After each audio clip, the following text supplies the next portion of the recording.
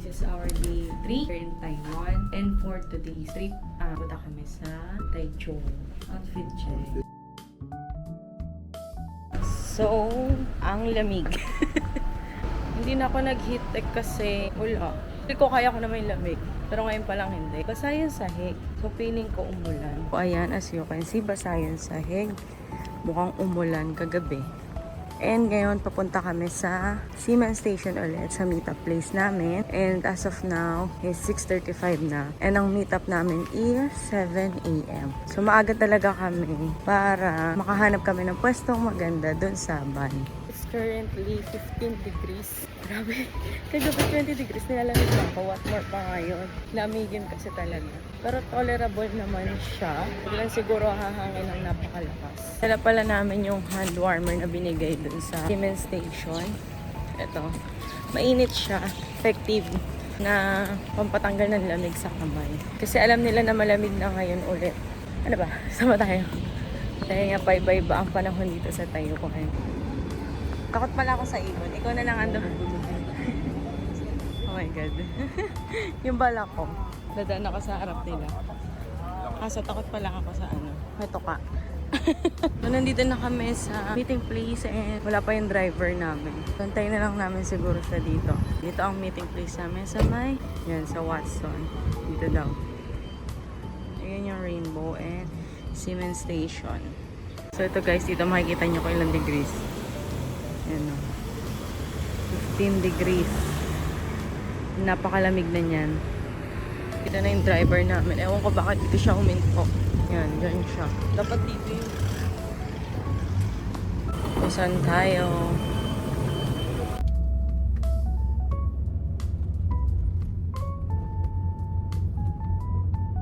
Nantay na namin yung next namin kasama.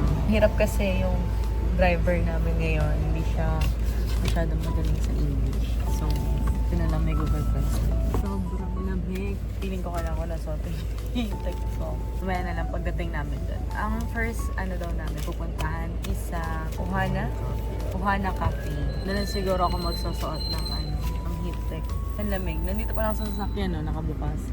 Ramdam na ramdam ko na yung lamig. Oh, waiting. Kakain mo ako ng breakfast. Nabili namin sa 7-Eleven. Ito na daw siya. Paris na ulit kami.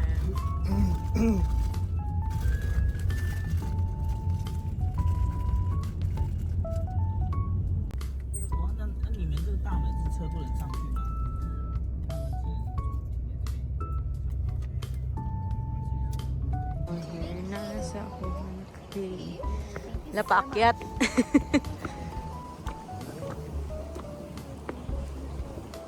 Ito na siya ng 150. Patrasan lakad.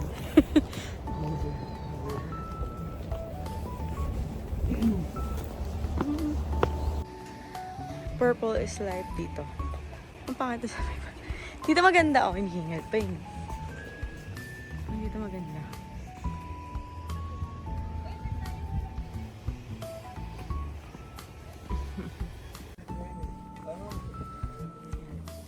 Dito, akyatin ulit. Akyat again and again. Ay, dito. Ang ganda dito tignan. Ayun na piano. Oh. Ito ang cute. Dito meron pa pataas. Pero ayaw na niya. Sakit na pa ako. Ngayon mo lang si Noche, sumakit agad paa mo. May taas pa eh. Matarik. Nantaw ka ba bukas? Hindi.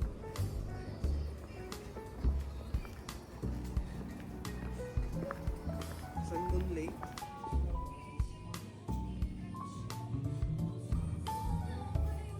Oh, pwede. 50 lang yung consumable. Yung ticket is consumable naman siya. Kaso 50 lang. Yung mga food and drinks dun. 120 pinakamura, no? 120 pinakamura. Hindi na namin sinungahin. Medyo budol siya kaya hindi na namin sinubukan kasi maaga pa para gumastos. Yung isa dito, masakit na ang paa. Masakit na ng paa niya. Hindi ako Tanggal na ng medyas. Aga pa. So, pabalik na ulit kami ng van namin. Anong oras na? 10:05. Call time kasi is 10:15. 1 hour lang kami dito. So, okay na yun. Kasi wala naman na kaming gagawin sa taas. Okay na din. Maganda siya. Kaso parang hindi siya sa akin, hindi sulit sa akin yung 150. Para sa ganung picture lang. Hindi ko alam. Wala naman something special. Maganda lang yung mga mga picture taking. Kumbaga pang Instagram. Kaso mahal ng ticket, 150.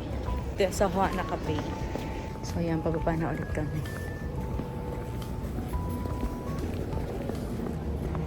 Andun yung van namin.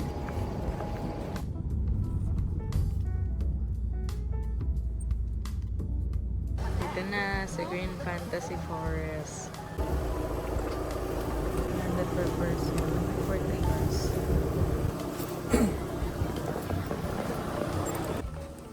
Kami sa loob. gusto na bubin na.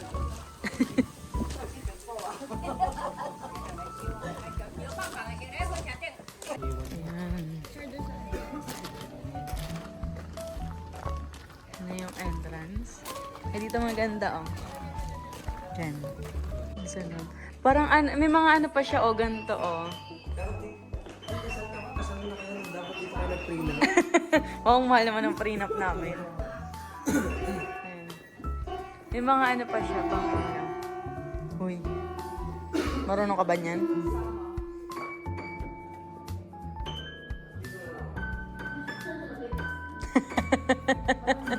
Happy birthday! Ganda. O nga pang prenup dito. Dito sa loob. Yan, nag-picture ako dyan. Ganda. May mga pailaw kasi silang ganyan. Kaya gumaganda lalo yung picture. Nga, tagtag ka.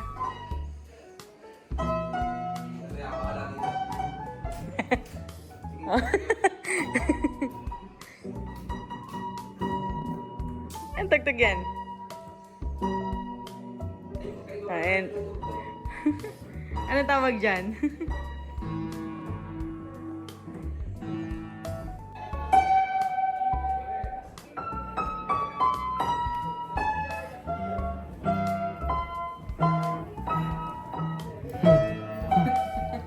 Kasama nila tayo, no?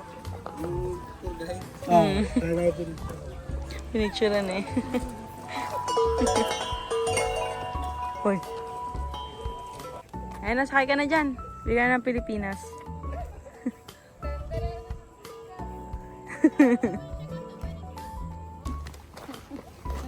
Ito, yung orasan. Pwede nga umupo dyan, di ba? Ayan. Hindi ko kinayugali mo, be.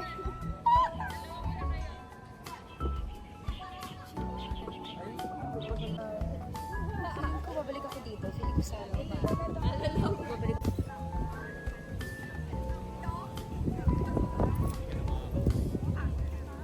So, nagpapahinga muna kami kasi masakit yung paa niya. And anong oras pa lang? 11:37 pa lang. And ang call time naman namin is 12.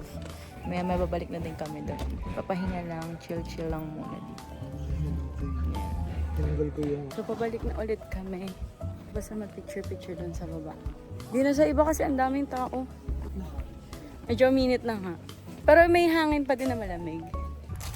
So, yun, pabalik na kami ng van namin.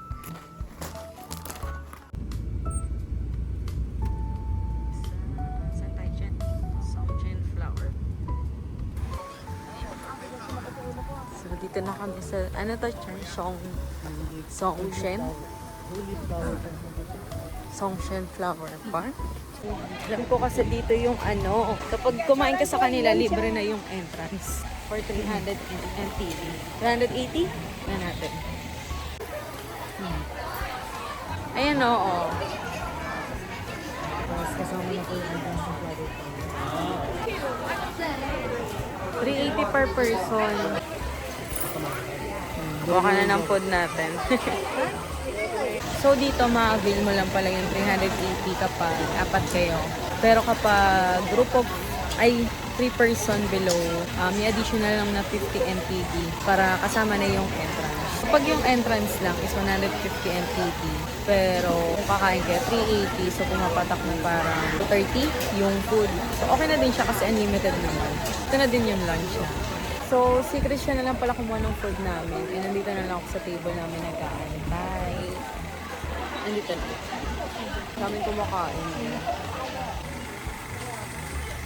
Dami ako ng ulo. Ang dami. Ayaw na bumalik. Ano yan? Ayan, may ano pang grill. Ayan o. Parang ano naman to, kakatayin na tayo dito ah. Dami. Sana masarap.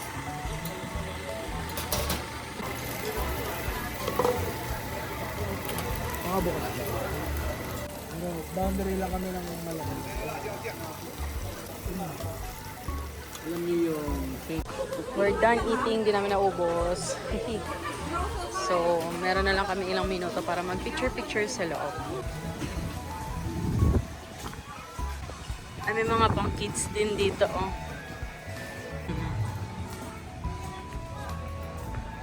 We're here na. Ang daming flowers. Yes, tama. If you didn't enter again, please stop. Ay, hindi ka pala yun.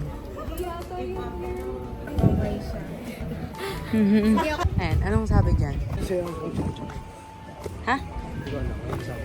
Flower farm.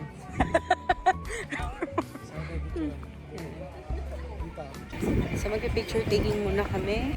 Then, I think ito na yung last namin. Tapos, ay, ang ganda. Ang ganda ng flowers. Oh. Sige, mamaya na. Hindi lang nakikita ko yung spot.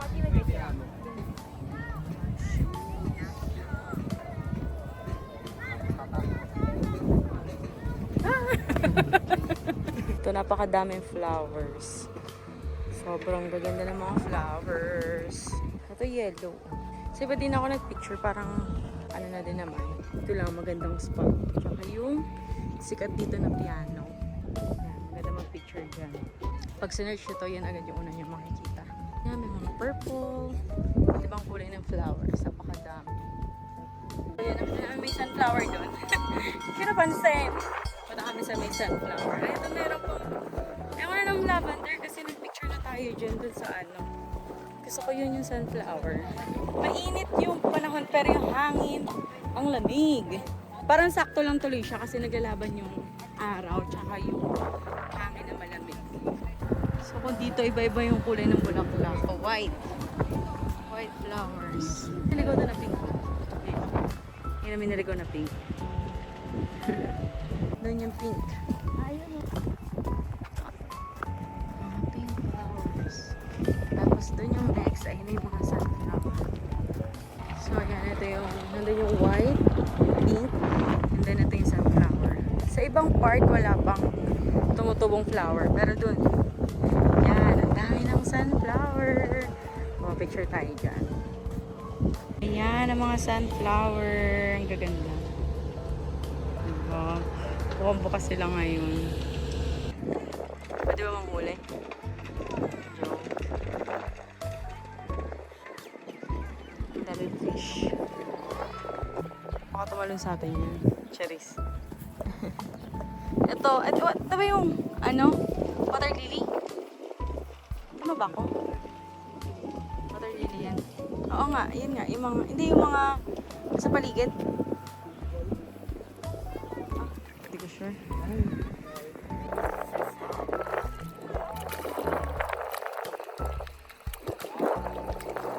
Gagawan sila sa puto.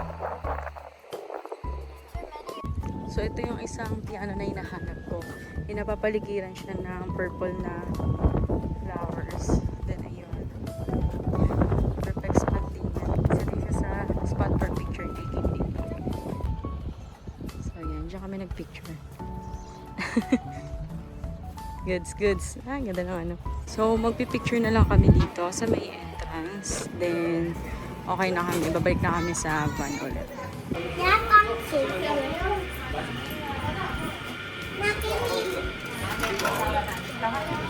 Grabe ang putla ko na. Next day. Hindi na kami nakapag-picture dun kasi ang daming tao. So, okay na. Balik na lang din kami ng, van. Naghanap siya ng soft drinks kasi wala dun sa kaninang pinuntahan namin.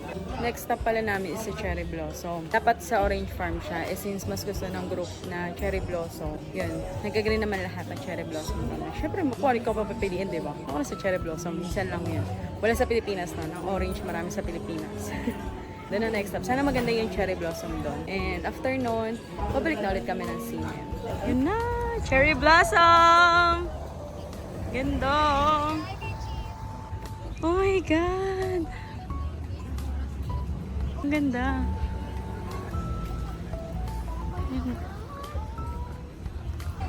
Look at the cherry blossom! Diba? Ang ganda. Dito. Yan, maganda pag-picture dito. Kaso, sobrang dami ng tao. So, dito mas compress yung cherry blossom. Try namin mag-picture dyan. Cute, grabe. Ito. Ayan. Diba? Tingnan natin kung maganda mag-picture. So, yan. Maganda rin dyan. Napakaganda.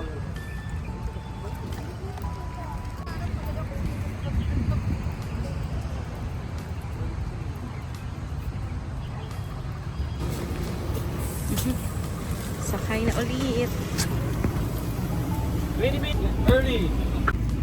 So, we're good. Ganda ng mga picture. Balik na kami ng Simen.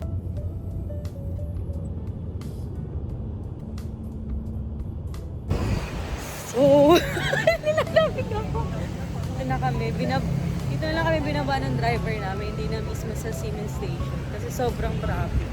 And then, para ma-enjoy daw namin yung Lantern Festival. Ano? So, ito yung view. Hi! Ang lamig! Currently, anong degrees?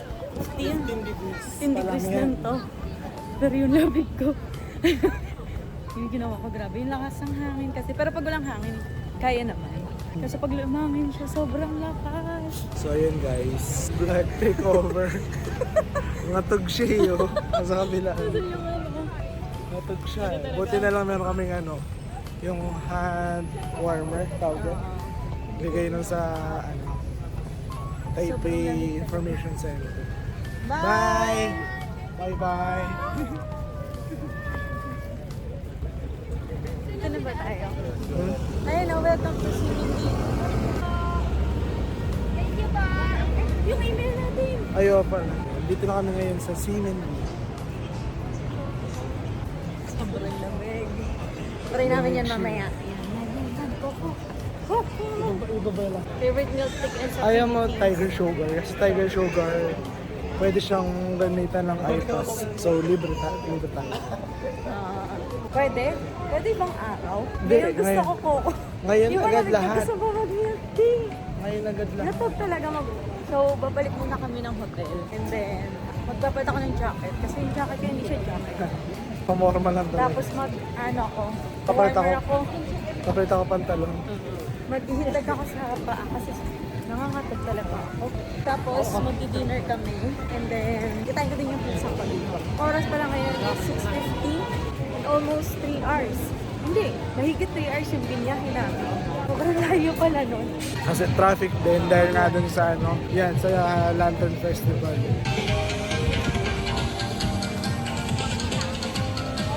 Na ulit kami sa hotel. So, yung mga pinuntahan pala namin, masasabi ko sa kanila, maganda lahat. As in, puro Instagrammable place talaga yung pinuntahan namin. Kaso, I think hindi lang, masyado lang mahal yung entrance. Like dun sa Ohana Cafe, 150 NTD. Tapos, $50 lang yung consumable. And then, yung mga food nila is worth $100 plus yung mga pwede mo mabili. So, magdadagdag ka pa din. Tapos, parang mahal yung entrance para dun sa place. Parang, di naman siya sobrang diba? Kumbaga, okay, purple cafe, ganon. Pero, too pricey para sa akin. Basta hindi masyadong, sulit.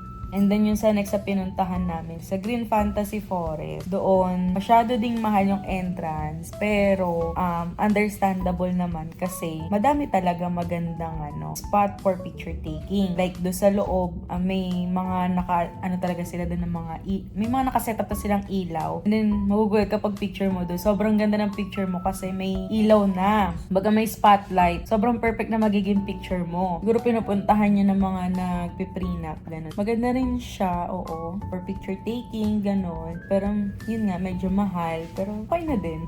And then next do sa flower farm. Sa food, sulit naman siya kaso walang gunting.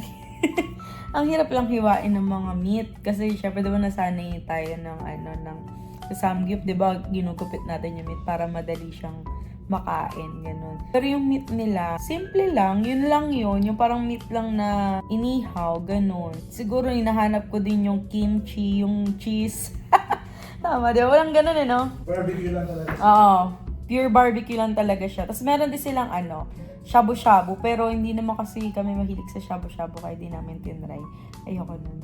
Kaya for the food, sulit siya, nakakabusog. Yung lugar, sobrang ganda din. And madaming flowers talaga. Nakaka-amaze yung mga flowers. Parang ang chill-chill ng flowers. Parang masarap mag-chill-chill lang din doon. Sulit naman siya sa akin. And then yung last sa pinuntahan namin, Cherry Blossom Park, yun. Sobrang ganda. Kahit sabi mong, yun lang yun, yung straight lang na yun, sobrang ganda. Kasi, syempre, cherry blossom yan. Walang ganyan sa Pilipinas. Dito lang dito, sa Japan, sa Korea. So, parang feeling namin, nasa Japan or Korea na din kami. So, yun lang masasabi ko dito sa Taiwan. Parang siyang Japan feels, Korea feels, yung parang Ximending nga, yung mga night market, parang Myeongdong ng Korea, ganun. So, kung gusto nyo pumunta ng Korea pero wala pa kayong budget or sabihin na natin mahirap mag-apply ng visa, try nyo sa Taiwan kasi free visa pa dito. Kaso, hanggang June, kung ako nagkakamali, June 1, 2024 na lang yung free visa nila. Pero possible na mag-extend pa yan kasi lagi namang ganun. 2020, nung pupunta rin kami dapat dito, sabi, hanggang June 2020 na lang daw. Tapos hanggang sa nagka-pandemic nga, na-extend. So, possible may extend pa ulit yan. Laki lang din nila hanggang June 2025 yung promo. So, possible na ma-extend pa siya. And I think, isa yun sa marketing strategy nila para puntahan yung bansa nila, diba? Isipin ng tao, maghahabol sila na, punta na tayo ng Taiwan kasi mawala na yung visa, ganyan. Diba? Ang ganda ng marketing strategy ng Taiwan. So, overall, nag-enjoy naman kami sa trip namin. And then, syempre, may nakilala kami mga bagong friends. And, yun, yung mostly sa mga nakasama namin kanina is kasama din namin sila kahapon. Yung dalawang mag-partner lang yung first time namin nakasama ngayon, pero mababait din sila. So, yun lang guys. I-end ko na dito yung vlog na to. Mamaya, siguro mga pahinga na kami sandali. Lalabas ulit kami. Magpupunta kami ng Ximending. Magdi-dinner kami. Tignan namin yung Lantern Festival doon. Kung may makikita ba kami. And then, magta-try kami ng milk tea. Tapos doon na yung dinner namin, milk tea. And then, pahinga na. Kasi bukas, another tour na naman. So, nakuha pala namin yung tour namin kanina for 1,200 NTD per head. So, pagka dito yan sa Ximen Station ang pick-up. Pero pag sa iba, alam ko may bawas or may dagdag. Depende sa pick-up location. So, yun lang. Thank you for watching. Bye!